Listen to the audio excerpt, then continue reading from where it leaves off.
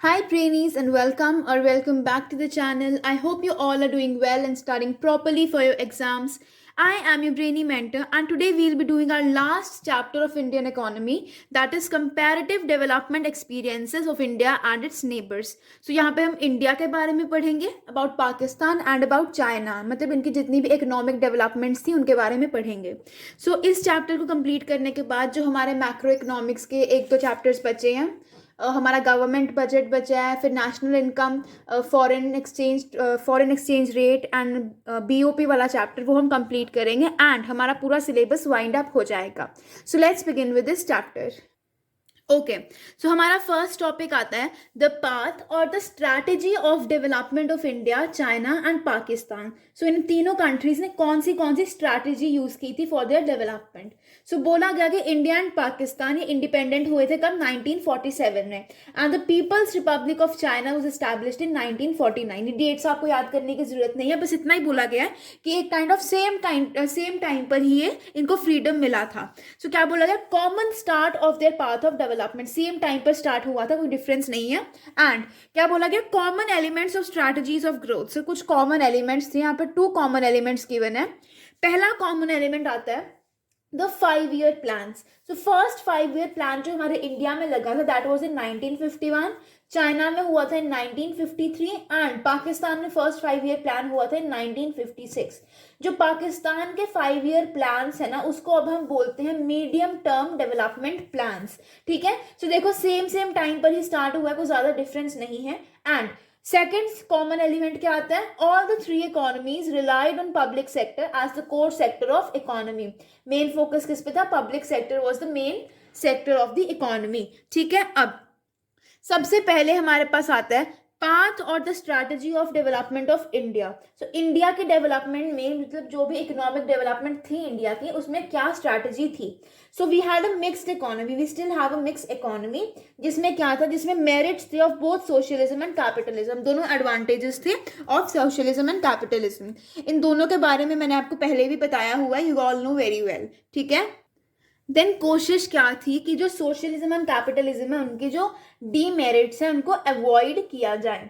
Then flagship role of the public sector, secondary और the supplementary role to the private sector. यहाँ पर although we have a mixed economy but ज्यादा focus किस पे था, only on the public sector. Private sector का एक supplementary यहाँ पर सेकेंडरी रोल था. ठीक है, so 5 year plans were the core element of path of growth. India में क्या था, मेन मोटिव क्या था, growth through the 5 year plans. And PSUs, the public sector undertakings, इनका क्या था, they were the engine of growth, कि जो हमारे पब्लिक सेक्टर अंडरटेकिंग्स हैं उन्हीं से ही ग्रोथ होगी. ठीक है, सो जो हमारे 5 year प्लान्स थे ना, इनका मेन ऑब्जेक्टिव था इगैलिटेरियन सोसाइटी और a socialist pattern of society. Egalitarian society होती है जहां पर इक्वालिटी होती है. ठीक है, so that was the main motive of the 5 year plans. Clear. अब आता है development path of Indian economy. पहले आता है इनवर्ड लुकिंग ट्रेड स्ट्रैटेजी. सो इनवर्ड लुकिंग ट्रेड स्ट्रैटेजी क्या थी, हम ये देखते हैं. अब सबसे पहले इसके आते हैं ड्रॉबैक्स क्या थे. इनवर्ड लुकिंग जो ट्रेड स्ट्रैटेजी थी ना हमारी, वो थी क्या, पहले ये सुनो. मेन तो क्या था कि हम बाहर से कुछ भी अपनी कंट्री में इंपोर्ट नहीं करेंगे, सब कुछ एक्सपोर्ट करेंगे या फिर अपनी कंट्री में खुद बनाएंगे. सो इससे क्या हुआ, पब्लिक डेट बहुत ज़्यादा बढ़ गई. देन फॉरेन रिजर्व्स भी हमारे कम हो गए एंड पब्लिक सेक्टर अंडरटेकिंग्स को भी लॉसेस होने लग पड़े. देन 1990 तक फिर गवर्नमेंट को लगा कि हमें चेंज करना पड़ेगा and inward looking trade strategy से we started outward looking trade strategy, जो कि private sector you can say initiate कर रहा था. जबकि जो हमारी इनवर्ड लुकिंग ट्रेड स्ट्रैटेजी थी उसको कौन इनिशिएट कर रहा था, द गवर्नमेंट सेक्टर, या फिर जिसको हम बोलते हैं PSUs. ठीक है, so the economy is being driven, ये देखो यहाँ पर है, the economy is being driven largely, एक मिनट, हाँ. So the economy is being driven largely by the forces of market demand and market supply, and the growth strategy is now integrated with the overall process of globalization. मतलब globalization भी हो रही है, market demand, market supply सब कुछ हो रहा है. We have a mixed economy. ठीक है, ये तो हो गया हमारे इंडिया का. Clear. So next we have about China. So path और the strategy of development of China. So क्या बोला गया, चाइना में क्या था, decided to bring critical areas of production directly under government control. मतलब मेन फोकस किस पे होगा, on the government only. And natural resources were declared a government monopoly. Natural resources किसके अंडर होंगे, ओनली अंडर द गवर्नमेंट.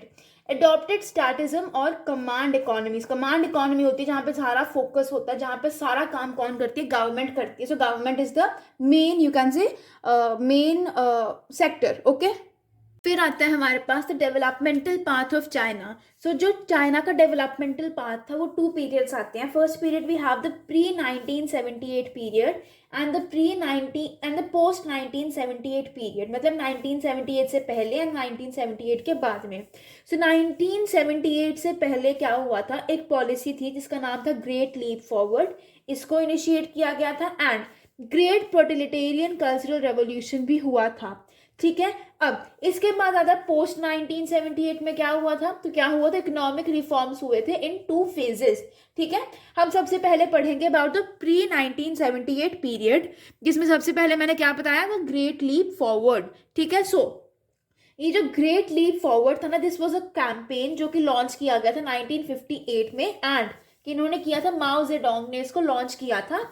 इसका main motive क्या था, to accomplish economic and industrial development at a faster rate. ठीक है. तो यहाँ पर क्या बोला गया, लोगों ने क्या करना है, लोगों को इंकरेज किया गया कि अपने बैकयार्ड में, मतलब जिसको कहते हैं ना विरांडा, लॉबी वगैरह में, विरांडा में क्या करो, इंडस्ट्रीज लगाओ, जिससे क्या हो, और मतलब एक काइंड ऑफ इनकरेजमेंट दी उन्होंने कि आप अपने घरों में इंडस्ट्रीज लगाओ. एंड और क्या बोला गया, agriculture was revolutionized in rural areas by adopting commune system of farming.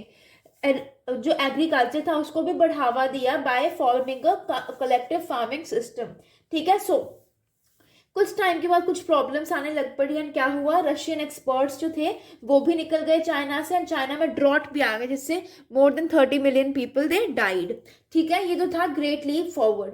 Now we have great proletarian cultural revolution, जो कि 1965 से लेकर 1976 के बीच में हुआ था. ठीक है.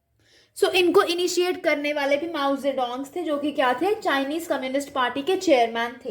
एंड यहाँ पर क्या बोला गया, यहाँ पर स्टूडेंट्स एंड प्रोफेशनल्स, इनको कंट्री साइड पे भेजा गया ताकि इनको प्रोफेशनल एक्सपीरियंसेस मिले. एंड इससे क्या हुआ था, इससे माओइज्म बहुत ज़्यादा पॉपुलर आइडियोलॉजी बन के निकला था. ठीक है. क्लियर. अब बात है पोस्ट 1978 पीरियड.